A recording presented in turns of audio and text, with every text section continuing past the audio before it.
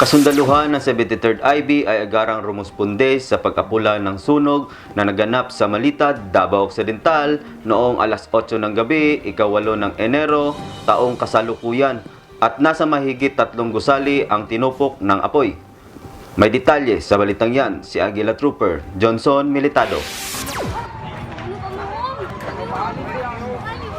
Tinupok ng malaking apoy ang paaralan ng Malita Central Elementary School, Barangay Poblasyon, Malita, Davao Occidental noong ika-8 ng Enero taong kasalukuyan. Nasa mahigit 3 gusali ang nasunog kabilang ang 11 silid-aralan, 2 opisina, science room at kantin. Mabilis namang rumisponde ang Bureau of Fire Protection Malita, Provincial and Municipal Disaster Risk and Reduction Office, Davao Occidental, San Miguel Consolidated Power Corporation Fire Department, mga kapulisan, 1106 Ready Reserve Infantry Battalion at kasundaluhan ng 73rd IB. Ayon sa BFP Malita, umabot sa mahigit kumulang na 13 milyong peso ang halagang napinsala dulot ng insidente. Wala namang naiulat na nasawi o nasugatan sa nasabing pagkasunog at idiniklarang fire out pagkatapos na mahigit 3 oras na pag-apula ng apoy. Samantala, kinabukasan ay agad namang nagsagawa ng bayanihan kasama ang iba't ibang sangay ng gobyerno at mga civilian volunteer para sa paglilinis ng mga fire debris. Ito ay sa pangunguna ng opisina ni Honorable Stephanie Bautista Dumama, Vice Mayor ng Malita. Would like to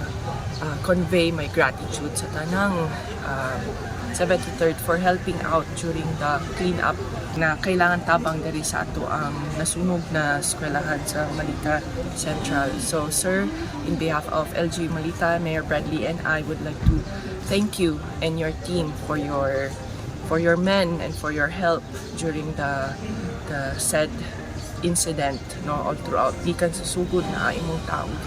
So kana dili na mo na mabayaran. Daghang salamat kaninyong tanan. God bless you po and thank you for being here, for being there always sa LGU, for LGU Malita.